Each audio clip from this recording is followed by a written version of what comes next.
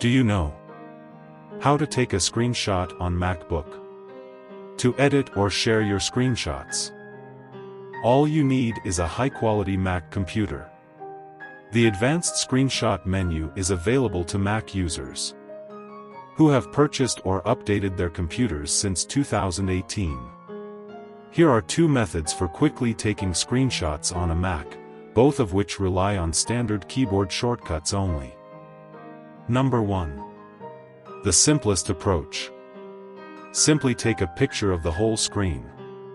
Using the Shift plus Command plus 3 combination, you can take a screenshot of the entire screen.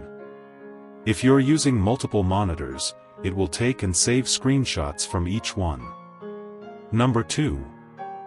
Take a picture of a particular area or window. Shift plus Command plus 4 will allow you to take a screenshot of a specific area of your screen. In this case, your mouse pointer will change to a crosshair. This crosshair can then be clicked and dragged to any location on your screen. Click and release the mouse button or trackpad to take a screenshot of the currently selected area. That's all. Thanks for watching. Please subscribe our channel. Like and share the videos and don't forget to hit the bell icon.